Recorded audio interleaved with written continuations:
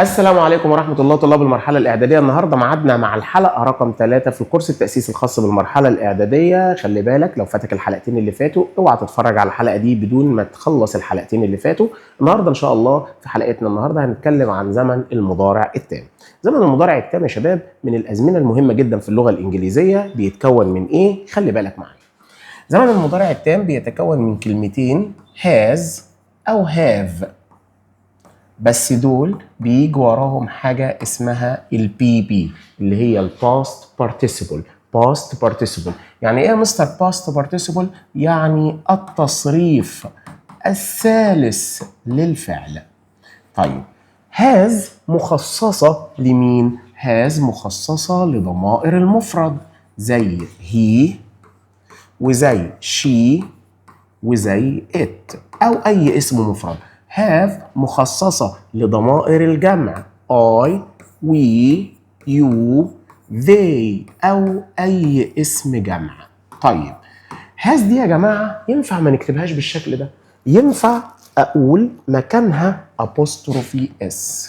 have ينفع ما اكتبهاش بالشكل ده، ينفع أكتب مكانها apostrophe ve، يعني apostrophe دي اللي هي الواو الصغننة دي. طيب أنا دلوقتي كده اتعرفت على زمن المضارع التام كتكوين. هاز بعدها الباست بارتيسيبل، هاف بعدها الباست بارتيسيبل، بس هاز بتيجي مع المفرد هي وشي وإت، وهاف بتيجي مع الجمع اي وي يو زي. طيب خلي بال حضرتك معايا بقى، ناخد مثال الأول كده وبعد كده نشوف هو بيتكلم عن إيه.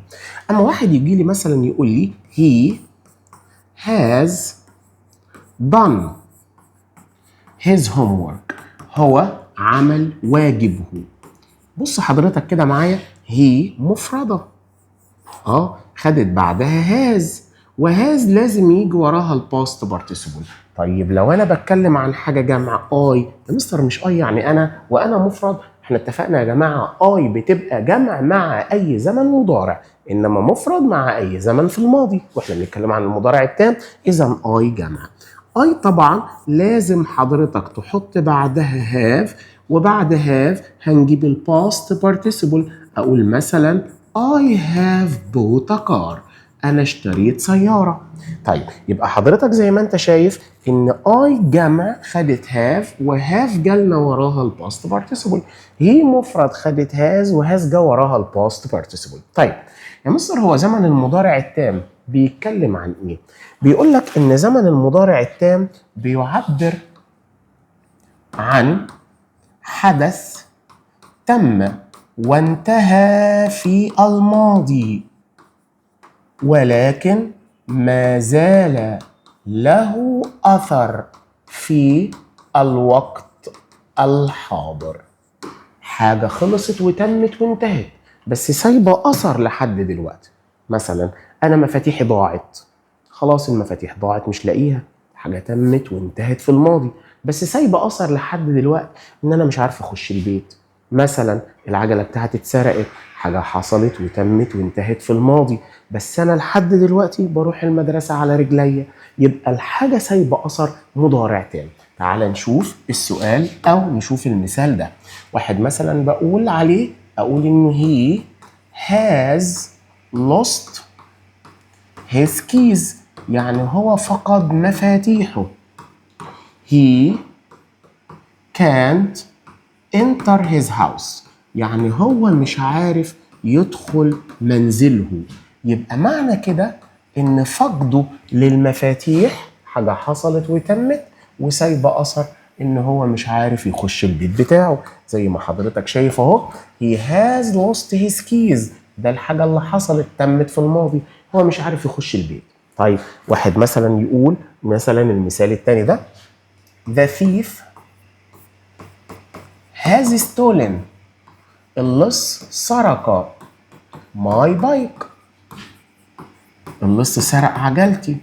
I walk to school، أنا بمشي إلى المدرسة منه لله. يبقى هو كده سرق العجلة بتاعتي وخلاني كل يوم أضرب مشوار مشي لحد المدرسة. يبقى هنا الحاجة حصلت وسايبة أثر، إنه سرق العجلة بتاعتي وعلشان كده أنا بمشي إلى المدرسة. يبقى بيعبر عن حاجة يا شباب حصلت في الماضي وانتهت بس سايبة أثر. اللص سرق العجله بتاعتي في الماضي وخلاص الموضوع انتهى. سايبه اثر لحد دلوقتي، انا بمشي لحد المدرسه كل يوم على رجليا، انا ما ضيعت المفاتيح، يبقى الحاجه حصلت وتمت بس سايبه اثر لحد دلوقتي ان انا مش عارف ادخل البيت وواقف قدام الباب. يبقى ده اول استخدام للمضارع التام. طيب رقم 2 يا شباب، بيقول لك ان رقم 2 ان المضارع التام بيعبر عن حدث بدأ في الماضي وما زال مستمرا حتى الآن. الحاجة بدأت في الماضي، مش أثرها بقى المستمر، دي هي ذات نفسها لسه مستمرة. إزاي مثلا؟ حضرتك أنت ليك عمك ده راح قدم في شركة في سنة 2020، يا جماعة أنا عايز أشتغل عندكم، وحط الورق. إذا قدم في الشركة كده في الماضي، بس لحد دلوقتي احنا في 2026 وهو لسه شغال، يبقى تقول الجملة دي بالمضارع التام، تقول إن عمي شغال في الشركة منذ 2026، يبقى قصدي منذ 2020، يبقى معنى كده إنه قدم ورقه في 2020 ولحد دلوقتي هو موجود كعامل في الشركة. تقول إيه بقى؟ نشوف المثال. أقول مثلا إن my uncle has worked، عمل، شفت المضارع التام has والpast participle، has worked in the company، عمي يعمل في هذه الشركة since 2020، منذ 2020. يبقى انت كده عرفت استخدامات المضارع التام. مش بس كده، المضارع التام يا جماعة كمان بنستخدمه عند ذكر عدد في الجملة، عند ذكر عدد في الجملة.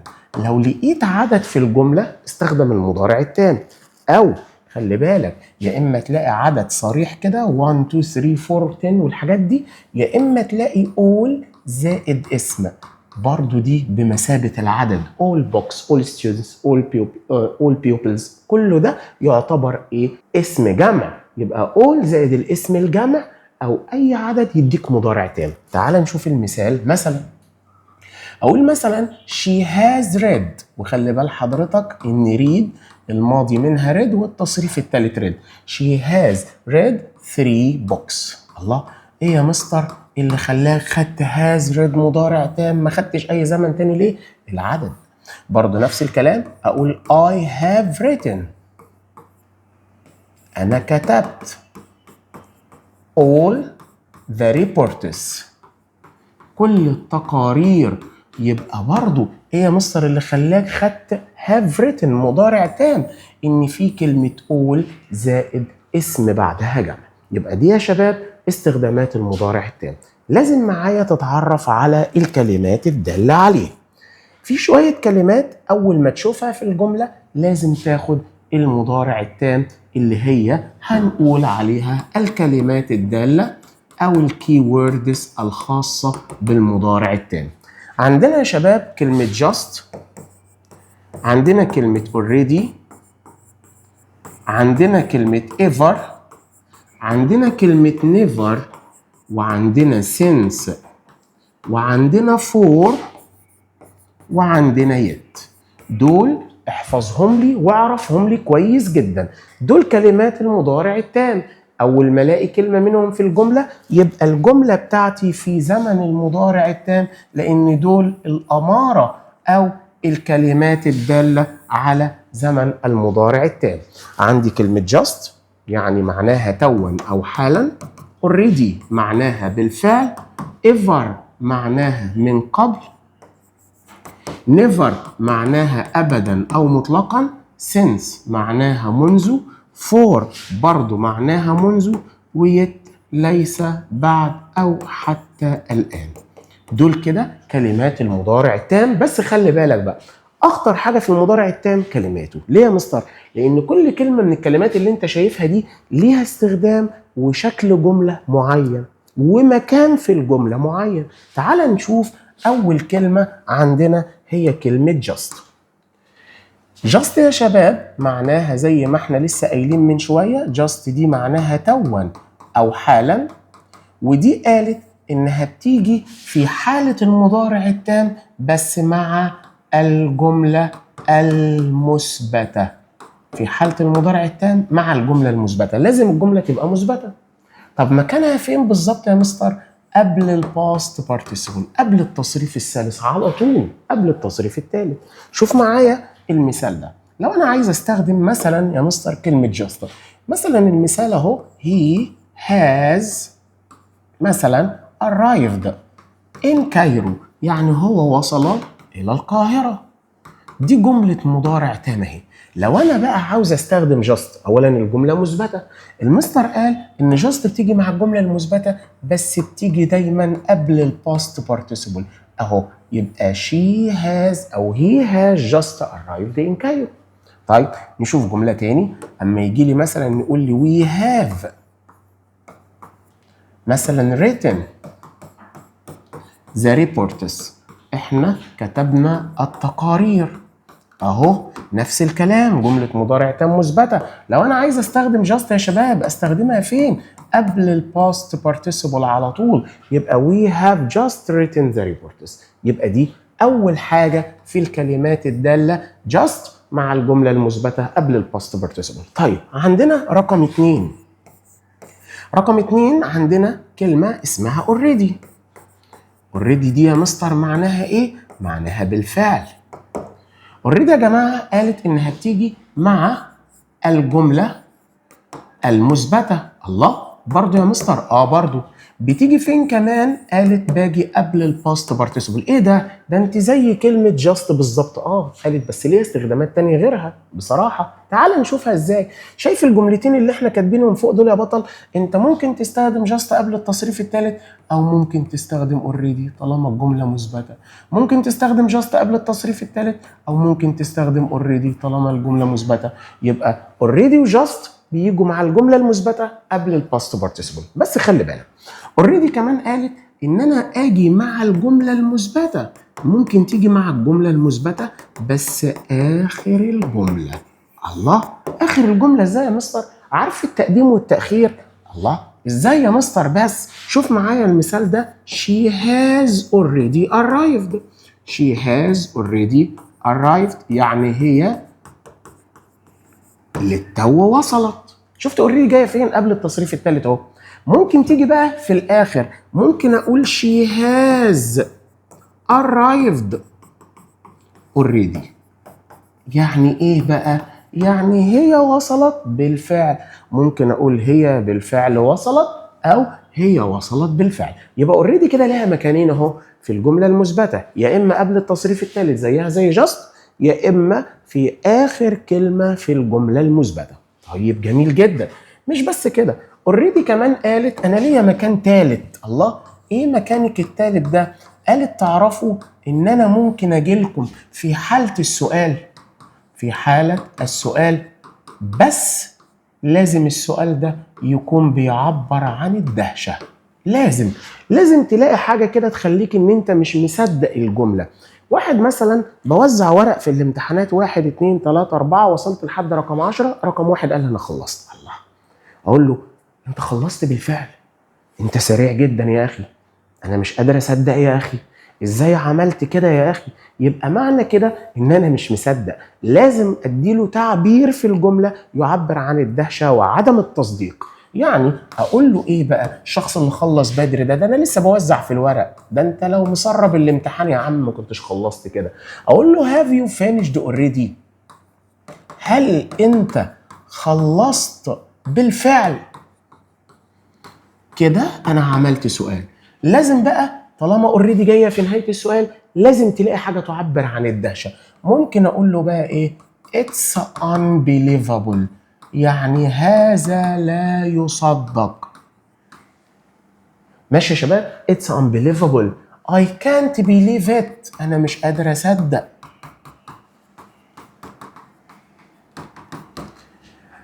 how did you do that؟ كيف فعلت هذا؟ You are fast، انت سريع. اي حاجة تعرفك ان انت مندهش. يبقى اوريدي عادي تيجي في حالة السؤال اللي بيعبر عن الدهشة. يبقى اوريدي كده لها 3 اماكن، قبل التصريف الثالث في الجملة المثبتة، اخر الجملة في الجملة المثبتة، وكمان في نهاية السؤال اللي بيعبر عن الدهشة. طيب تعال نشوف الكلمة اللي بعدها. الكلمة اللي بعدها يا شباب كلمة اسمها ever. ever دي معناها من قبل. دي قالت يا جماعة أنا باجيلكم في حالة السؤال. الله، طب ما هو السؤال احنا لسه متكلمين عن اوريدي قالت انا سؤال، بس لازم تلاقوا معايا تعبير اسمه تعبير الدهشة. انما ايفر بقى عايزة سؤال بس مش تعبير دهشة. امال ليه؟ اوريدي قالت انا باجي في حالة السؤال عادي خالص، لا عايزة دهشة ولا كلام فاضي، بس باجي قبل الباست بارتيسيبل. يعني مثلا اسألك سؤال، مثلا اقول لك have you ever seen a lion؟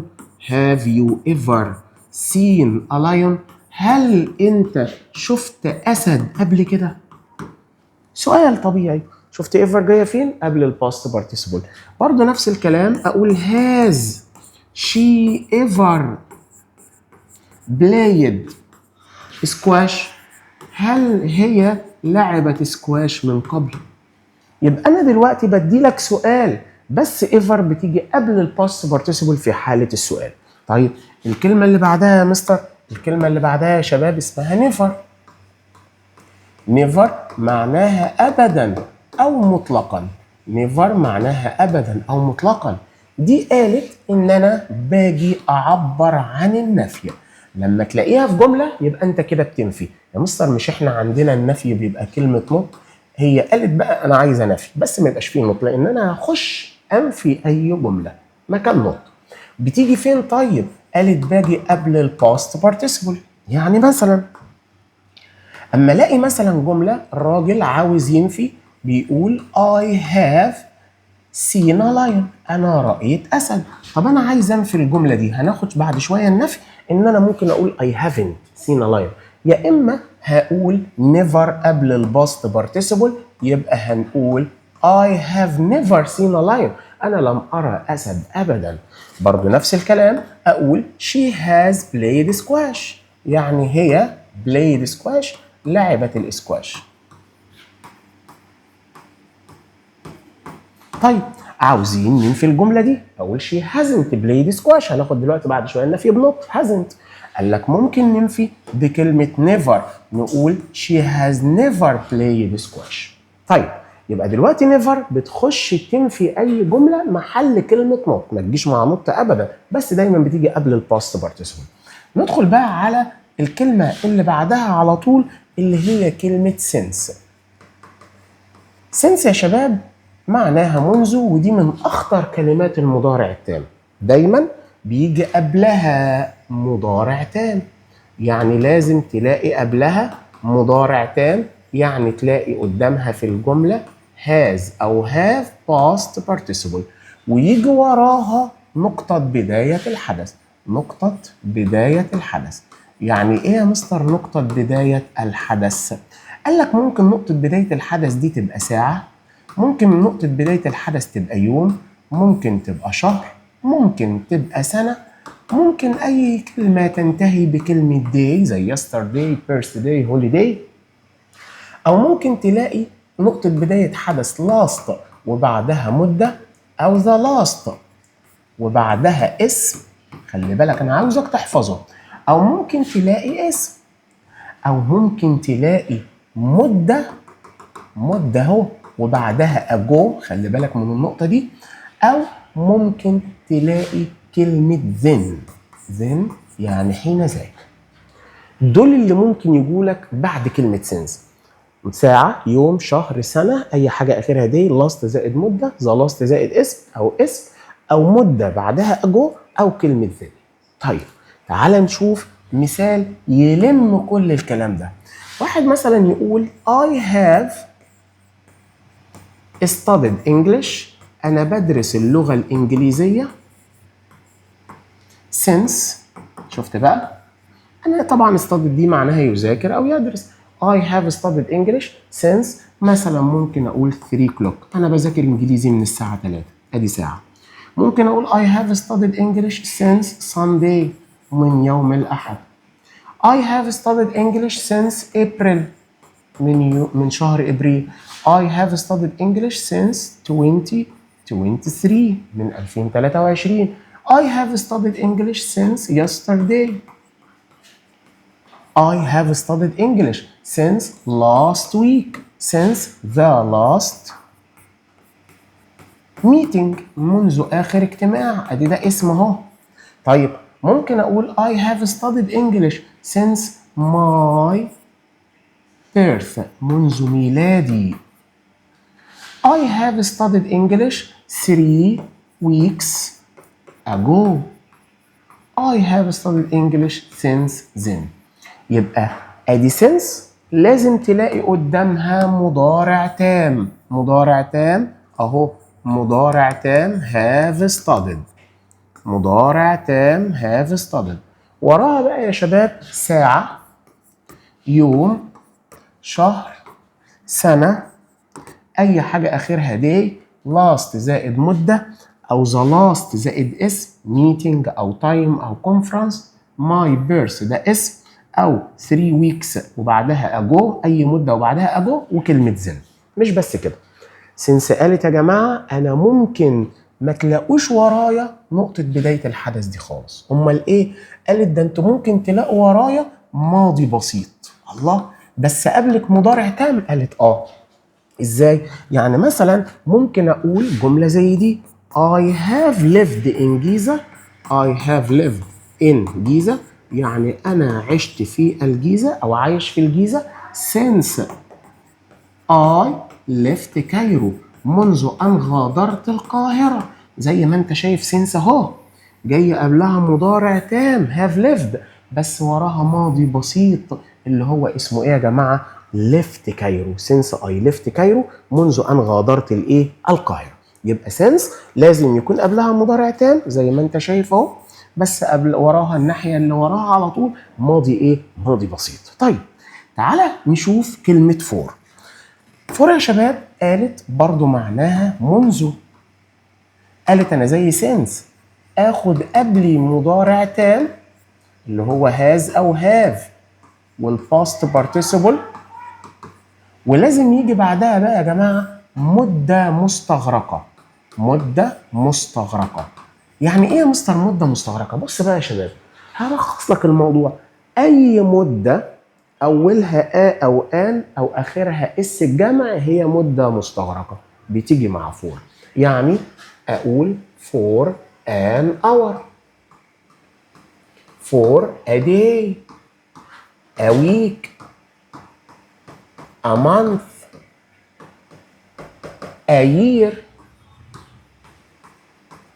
3 hours، 5 days، 10 years. دي اسمها المدة المستغرقة. أي مدة بتبدأ بآ أو بتبدأ بآن أو بتنتهي بالإس الخاصة بالجمع هي مدة مستغرقة. كمان فور قالت أنا ممكن أجي مع كلمة the last وبعدها مدة. يعني أقول the last week، the last month، the last year. واحد يقول لي يا مستر ثانية أنت لسه قايل the last دي جاية مع since. لا، اللي جاية مع since the last زائد اسم. شايف؟ the last وبعدها اسم. the last meeting، the last conference.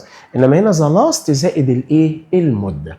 ممكن بقى تلاقي معاها كلمة ages، وممكن تلاقي معاها كلمة a long time. دي كلها خاصة بكلمة for. تعال نشوف مثلا مثال اهو. احنا لسه قايلين من شوية I have studied English. I have studied English انا ادرس او اذاكر اللغة الانجليزية for مثلا an hour ادي لي ساعة، for a day، for a week، for a month، for 3 years أي مدة، أو for the last week، for the last year، for the last month، وهكذا. يبقى ده دلوقتي استخدامات كلمة for. علشان بقى ما تتلخبطش بين for و since مع كلمة last خلي بالك من اللي أنا هقوله ده. أدي كلمة since.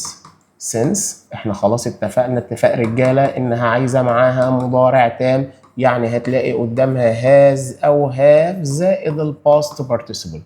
وراها بقى احنا ممكن نلاقي last بس بعدها مدة.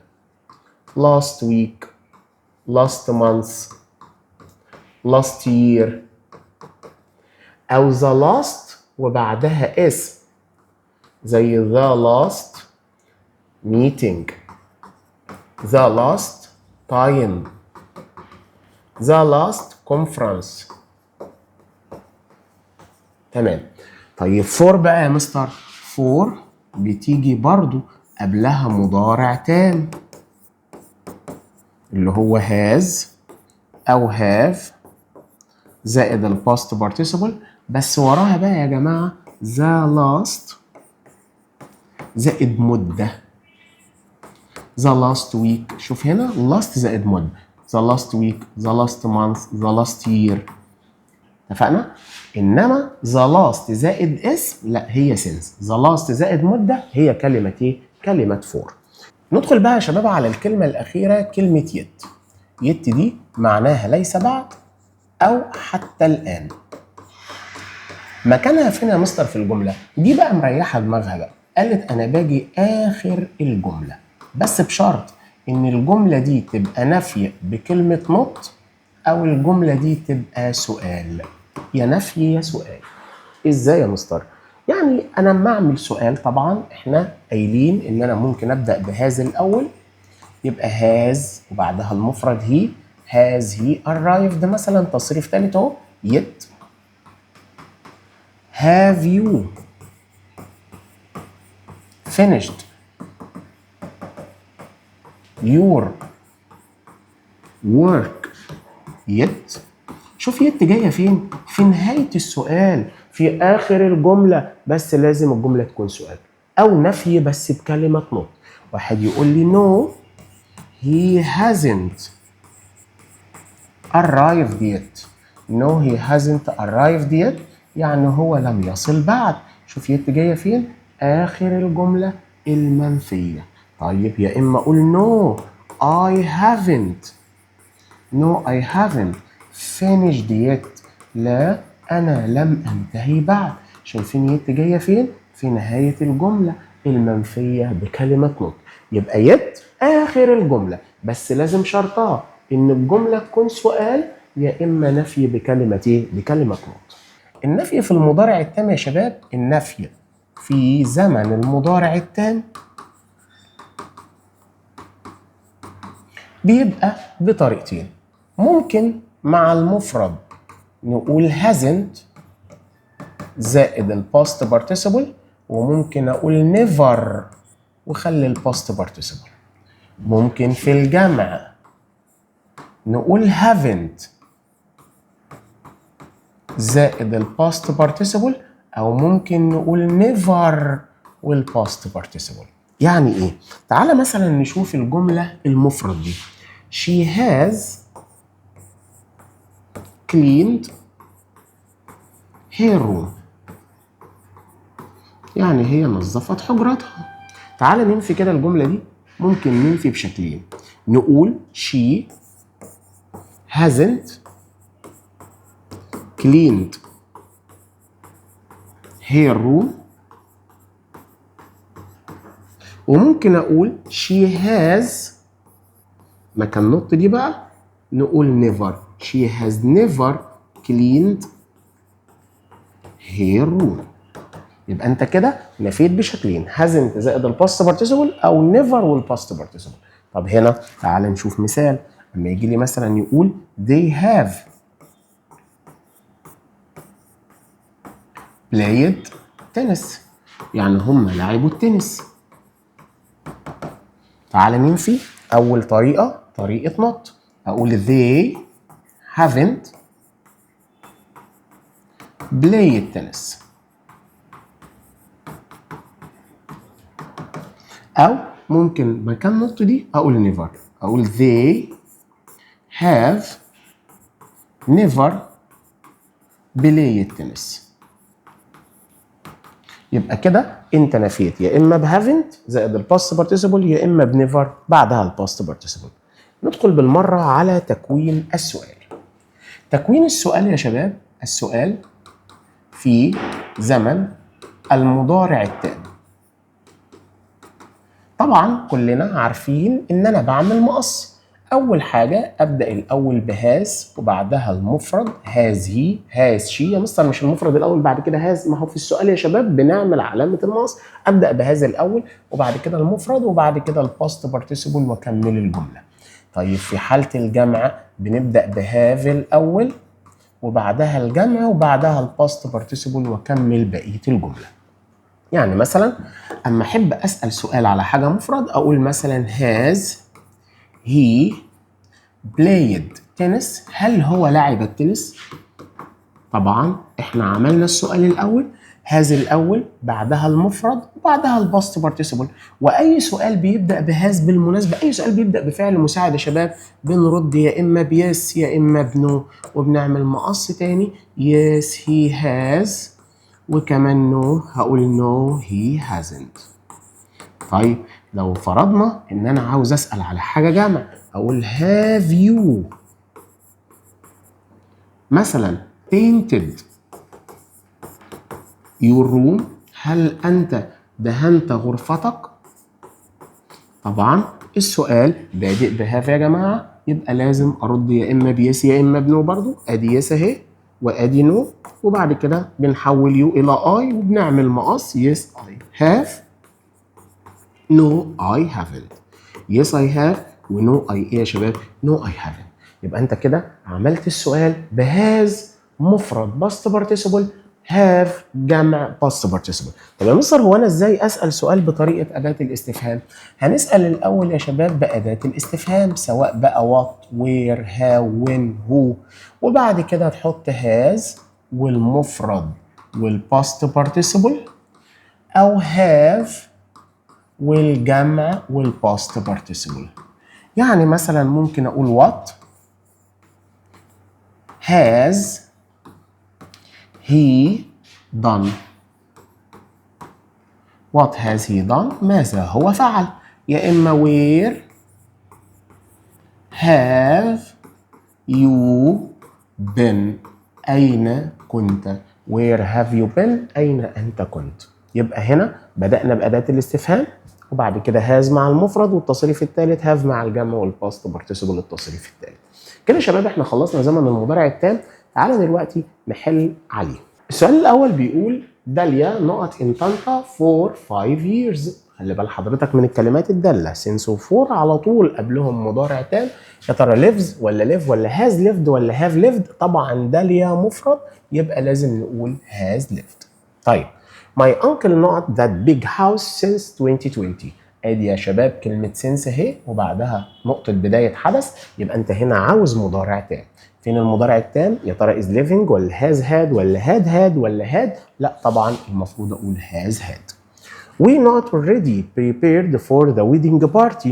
طبعا هنا يا مستر دلوقتي هل بقى هنا كلمة فور هي الكلمة الدالة؟ لا دي فور اما يجي بعدها مدة انما الكلمة الدالة اوريدي. انما هنا لا مش معناها منذ.